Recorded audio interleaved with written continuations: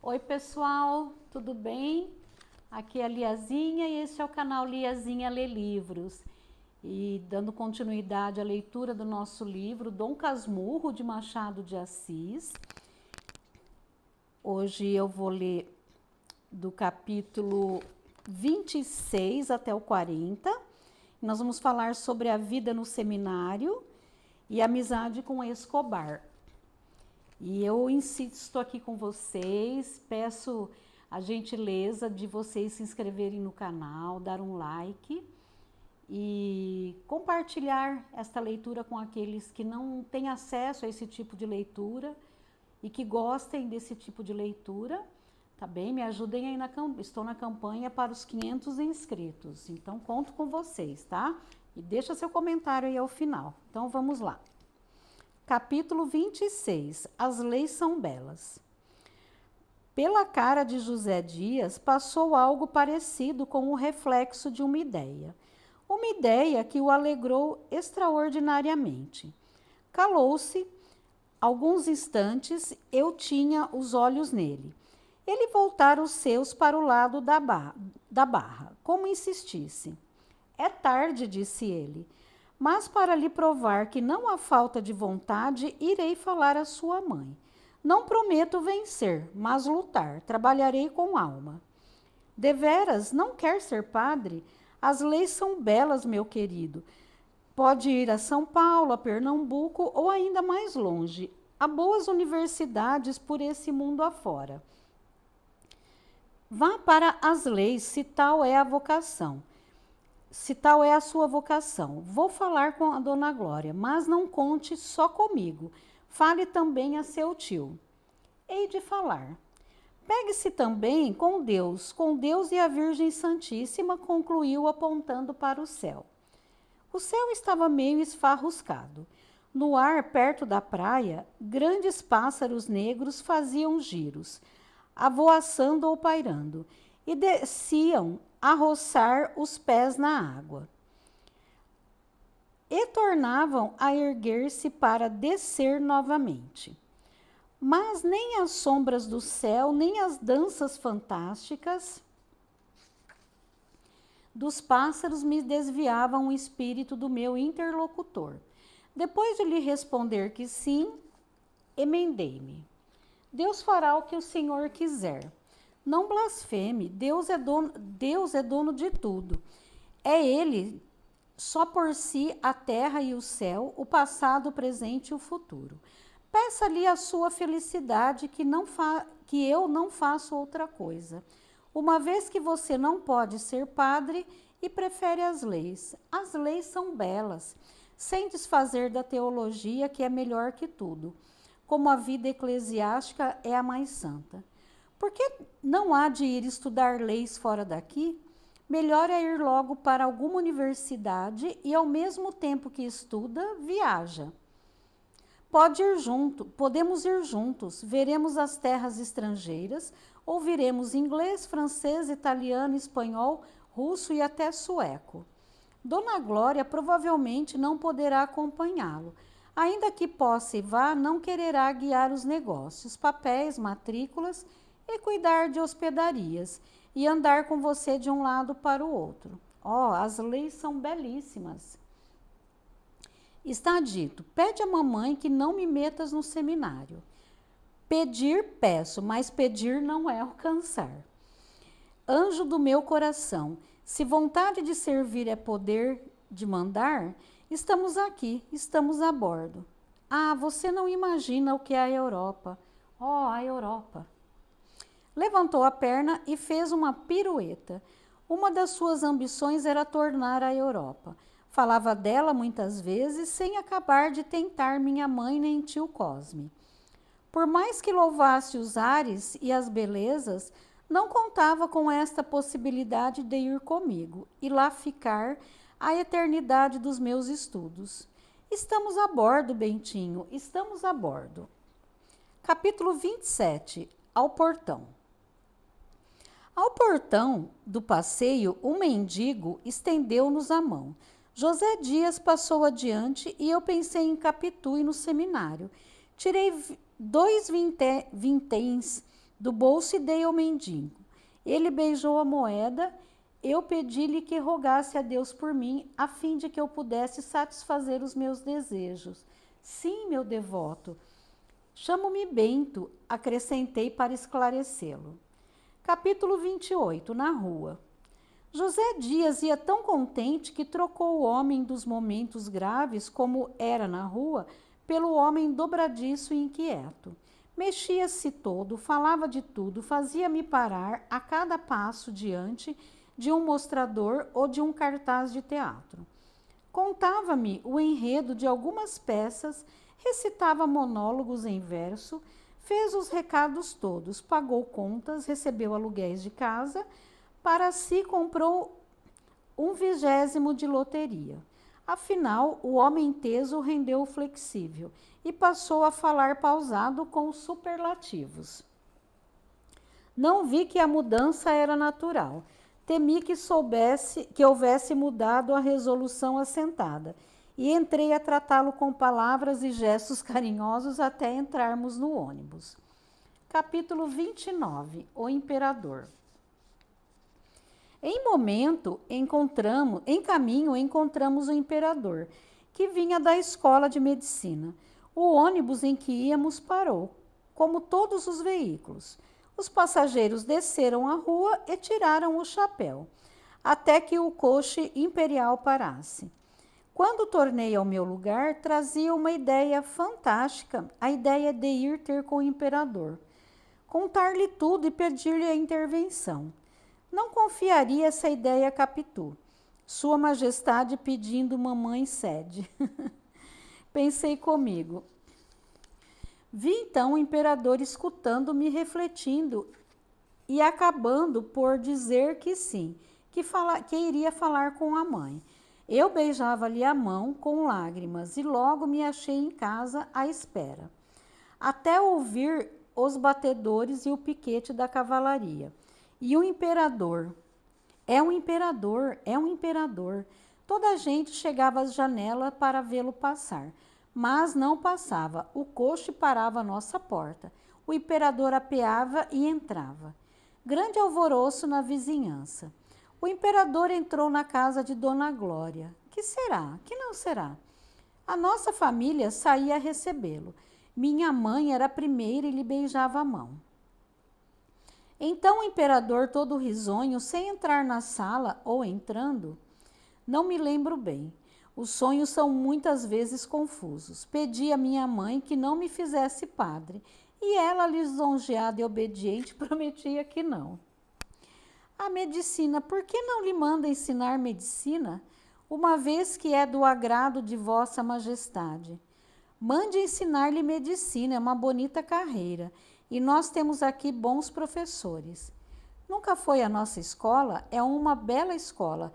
Já temos médicos de primeira ordem, que podem ombrear com os melhores de outras terras. A medicina é uma grande ciência.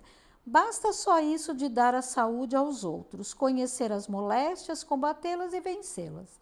A senhora mesma há de ter visto milagres. Seu marido morreu, mas a doença era fatal e ele não tinha cuidado em si. É uma bonita carreira, mande-o para a nossa escola. Faça isso por mim, sim? Você quer, Bentinho? Mamãe querendo. Quero, meu filho. Sua Majestade manda. Então, o imperador dava outra vez a mão a beijar e saía, acompanhado de todos na rua.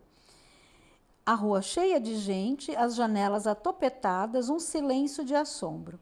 O imperador entrava no coche, inclinava-se e fazia um gesto de adeus, dizendo ainda: a medicina, a nossa escola. E o coche partia entre invejas e agradecimentos. Tudo isso vi e ouvi. Não, a imaginação de Ariosto não é mais fértil que a das crianças e dos namorados. Nem a visão do impossível precisa mais que um recanto de ônibus. Consolei-me por instantes, digamos minutos, até destruir-se o plano e voltar-me para as caras sem sonhos dos meus companheiros. Capítulo 30. O Santíssimo. Terás entendido que aquela lembrança do imperador acerca da medicina não era mais que a sugestão da minha pouca vontade de sair do Rio de Janeiro. Os sonhos do acordado são como os outros sonhos, tecem-se pelo desenho das nossas inclinações e das nossas recordações. Vá que faça para São Paulo, mas a Europa era muito longe. Muito mar e muito tempo. Viva a medicina! Iria contar estas esperanças a Capitu. Parece que vai sair o Santíssimo, disse alguém no ônibus. Ouço um sino. Creio que é em Santo Antônio dos Pobres. Pare, senhor recebedor. O recebedor de passagens puxou a correia que ia ter ao braço do cocheiro. O ônibus parou e o homem desceu. José Dias deu 2 voltas rápidas à cabeça, pegou-me no braço e fez-me descer consigo. Iríamos também acompanhar o Santíssimo. Efetivamente, o sino chamava os fiéis àquele serviço de última hora. Já havia algumas pessoas na sacristia. Era a primeira vez que me achava em momento tão grave. Desculpa.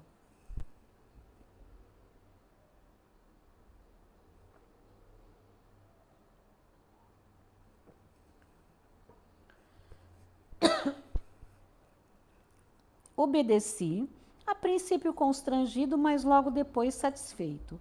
Menos pela caridade do serviço que por me dar um ofício de homem. Quando o sacristão começou a distribuir as opas, entrou um sujeito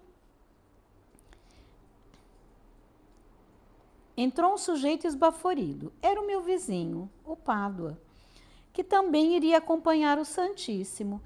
Deu conosco, veio cumprimentar-me. José Dias fez um gesto de aborrecido e apenas lhe respondeu com uma palavra seca, olhando para o padre que levava as mãos. Depois, como Pádua falasse ao sacristão baixinho, aproximou-se dele e eu fiz a mesma coisa. Pádua solicitava ao sacristão uma das varas do palio. José Dias pediu uma para si. Há só uma disponível, disse o sacristão. Pois essa, disse José Dias, mas eu tinha pedido primeiro, aventurou-se Pádua. Pediu primeiro, mas entrou tarde, retorquiu José Dias. Eu já cá estava. Leve uma tocha. Pádua, apesar do medo que tinha um ao outro, teimava em querer a vara. Tudo isso em voz baixa e surda. O sacristão achou um meio de conciliar a rivalidade, tomando a si obter de um dos outros seguradores do palio, que cedesse a vara ao Pádua, conhecido na paróquia como José Dias. E assim fez. Mas José Dias transtornou ainda esta combinação. Não, uma vez que tínhamos outra vara disponível, pedia para mim, jovem seminarista, a quem essa distinção cabia mais diretamente. Pádua ficou pálido, como as tochas. Era pôr à prova o coração de um pai. O sacristão, que me conhecia de me ver ali com minha mãe aos domingos, perguntou de curioso se eu era deveras seminarista. Ainda não, mas vai sê-lo, respondeu José Dias, piscando o olho esquerdo para mim, que apesar do aviso fiquei zangado. Bem, cedo ao nosso Bentinho, suspirou o pai de Capitu.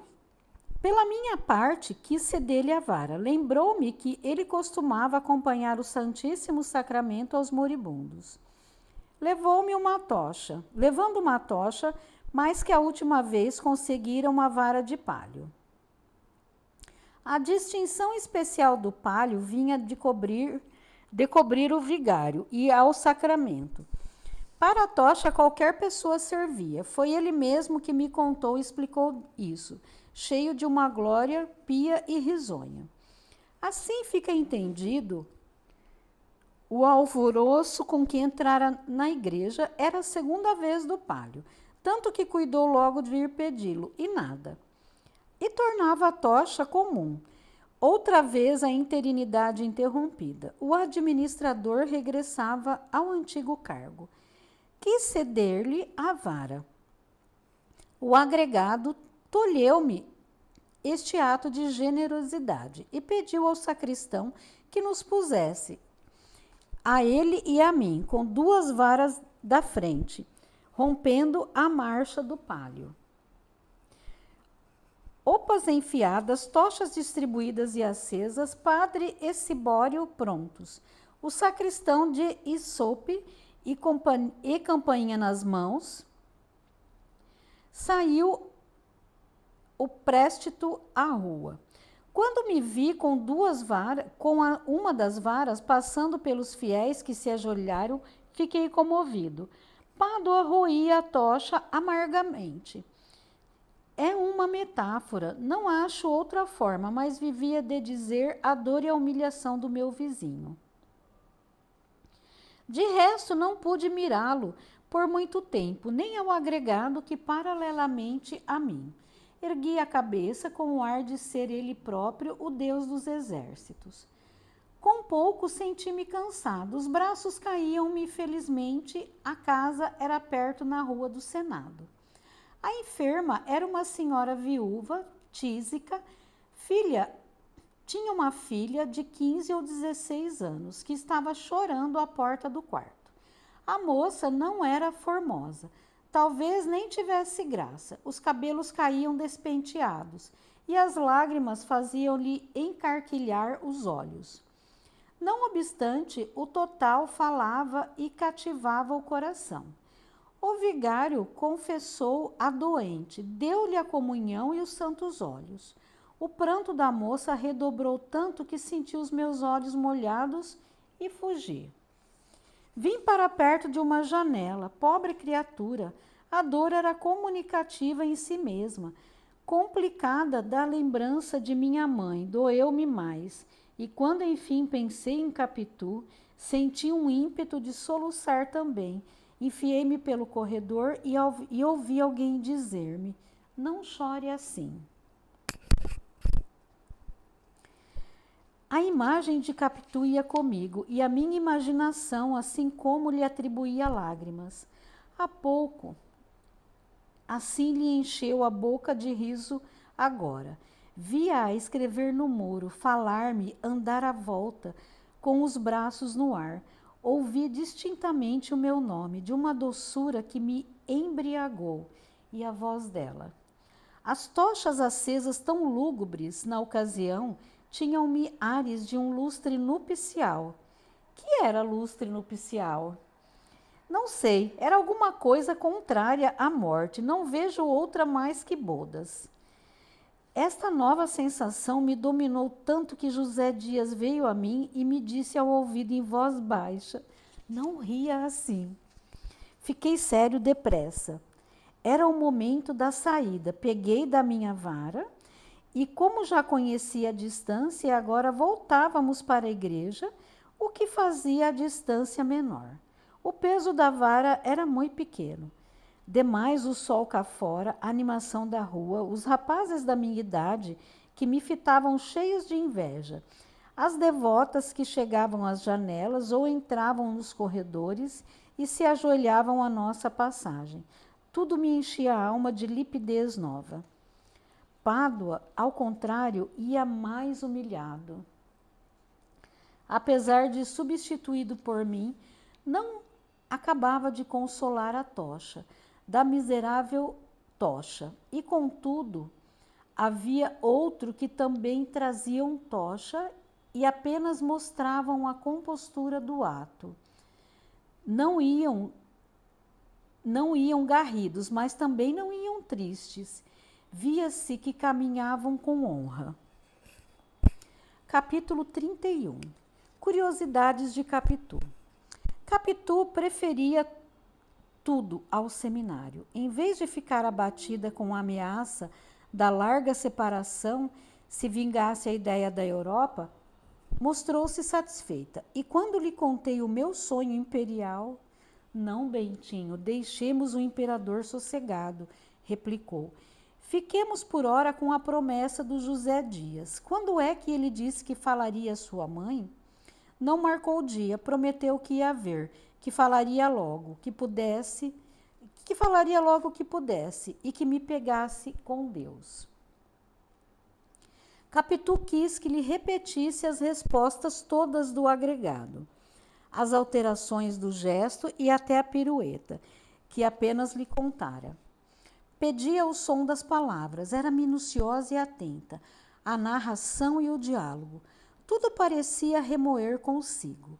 Também se podia dizer que conferia, rotulava e pregava na memória a minha exposição.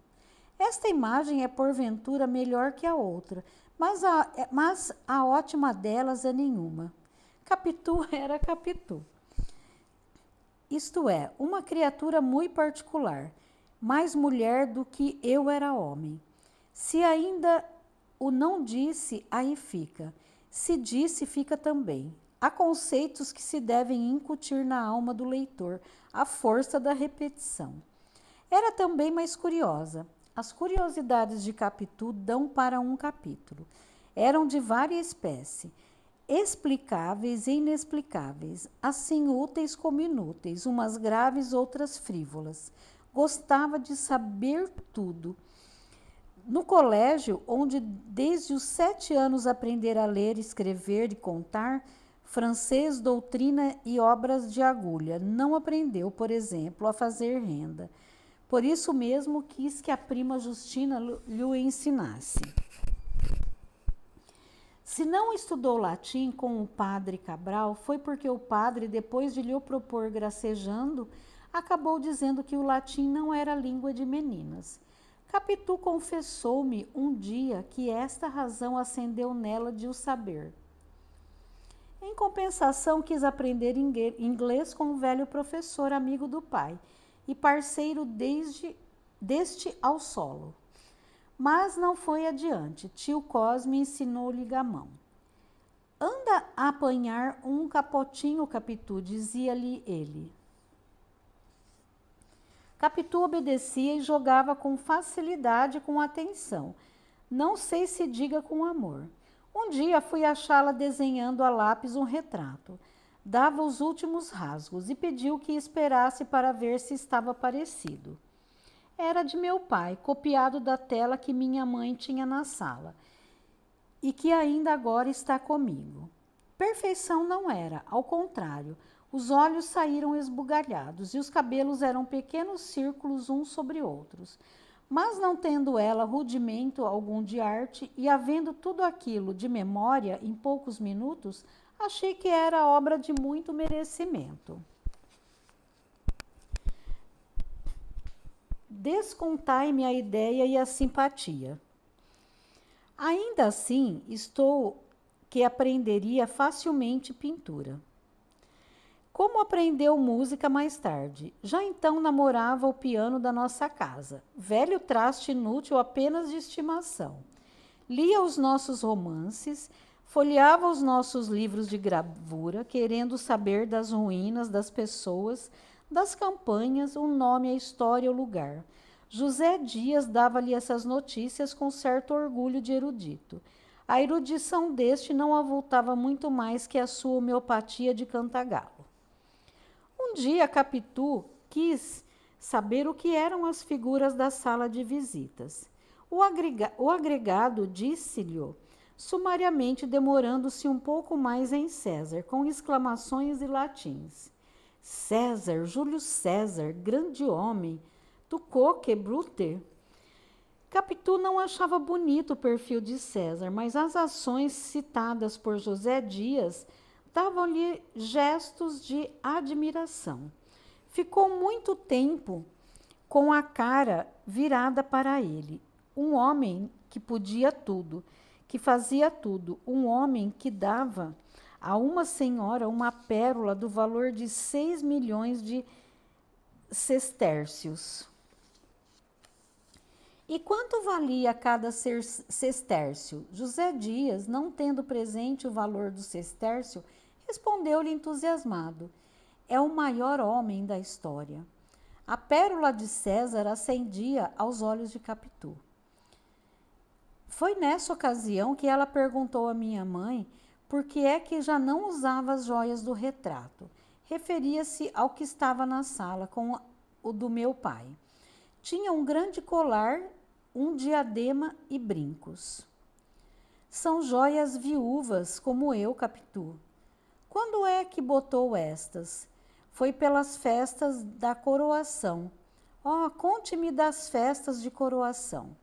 Sabia já o que os pais lhe haviam dito, mas naturalmente tinha para si que eles pouco mais conheceriam do que o que passou nas ruas.